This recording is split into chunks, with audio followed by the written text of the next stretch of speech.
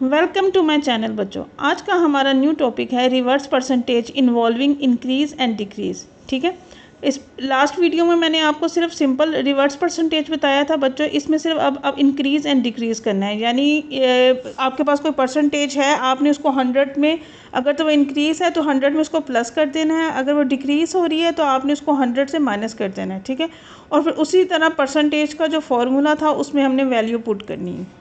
चलें बच्चों, अब हम ये क्वेश्चंस जो हैं वो सोल्व करते हैं ताकि आपको समझ आ जाए कि किस तरह फॉर्मूले में पुट करनी है। ठीक है, अच्छा बच्चों, अब आप क्वेश्चन नंबर 1 देखें। The result of a number when increased by 15% is 161, find the number. ठीक है, इंक्रीज़ हो रहा है तो हमने क्या करना है, 100 में प्लस 15 कर लेना है। तो बच्चों हमारे पास आ जाएगी 115। ठीक है, परसेंटेज। अब आगे जो है वो फार्मूले में वैल्यू पुट करेंगे। देखिए 15% जिसकी बताई गई है उसकी आगे वैल्यू भी बता दी है 161। इट्स मीन कि ये रिवर्स परसेंटेज है। ठीक है, अब हम वैल्यू पुट करते हैं। परसेंटेज हमारे पास आ गई 115, पार्ट हमारे पास आ गया है बच्चों 161, होल नंबर हमें पता नहीं है, उसकी जगह W लिख लेते हैं, मल्टीप्लाई बाय 100। ठीक है, इसको 100 से मल्टीप्लाई किया और यहाँ पे 115। ये इस तरह इसकी क्रॉस जो है वो मूवमेंट होती है अपनी मर्ज़ी से, जिस जो हमें चाहिए होता है। W हम उधर ले जाते हैं क्योंकि W की हमने वैल्यू निकालनी है, होल नंबर निकालना है। 16100 और 115 बच्चों नीचे। ठीक है, अब हम इसको डिवाइड करके देखते हैं।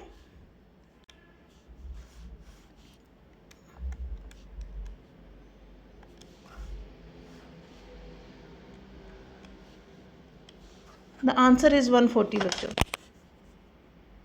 ठीक है,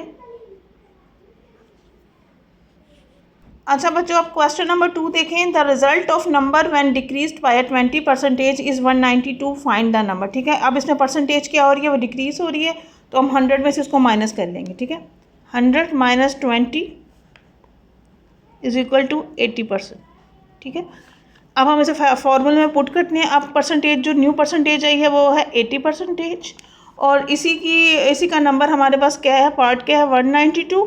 होल बच्चों हम लोगों को पता नहीं है, W लिख लिया उसकी जगह और मल्टीप्लाई बाय 100। ठीक है,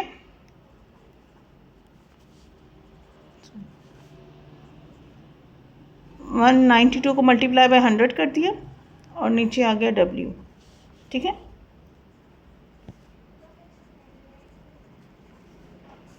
एट इधर आ गया। अब इसको डिवाइड करके देखते हैं।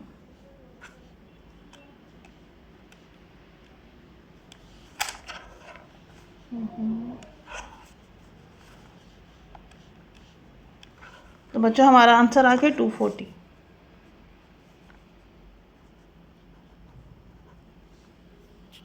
अच्छा बच्चों, क्वेश्चन नंबर 3 देखें। If the cost of an article is raised by, यानी कि वो इंक्रीज़ हो रही है, to PKR 654, what is the original cost of the articles. ठीक है, इसमें भी रिवर्स परसेंटेज पूछी गई है, लेकिन साथ ही साथ इसमें परसेंटेज इंक्रीज़ भी हो रही है। तो ये रेज्ड बाय का मतलब है इंक्रीज़ हो रही है। तो अब हम इसमें क्या करेंगे, 100 + 9 इज़ इक्वल टू 109%। ठीक है, अब इसी तरह वैल्यू पुट कर लेते हैं। परसेंटेज की जगह आ गया 109 जो न्यू परसेंटेज निकाली है। पार्ट इन्होंने दिया है 654। होल नंबर बच्चों हमने मालूम करना है, फाइंड आउट करना है, मल्टीप्लाई बाय 100।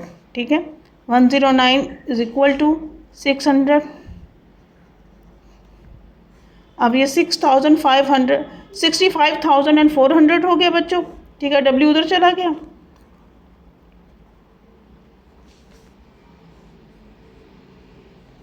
अब हम इसको कैलकुलेट करते हैं।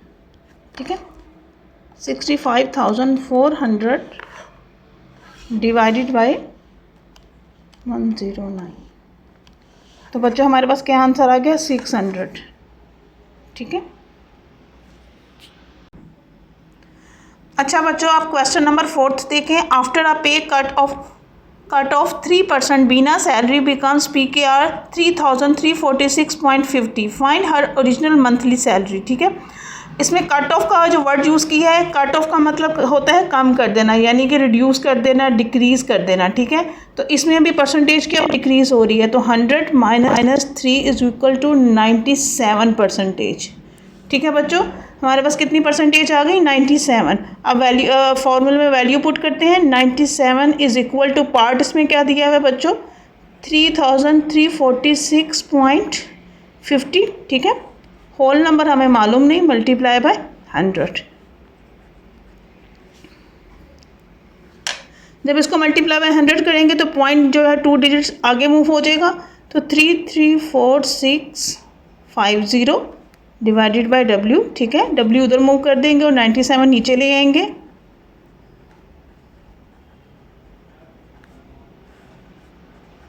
हम इसको डिवाइड करके देखते हैं। ठीक है, डिवाइडेड बाय 97। ठीक है, आंसर क्या आ गया 1450।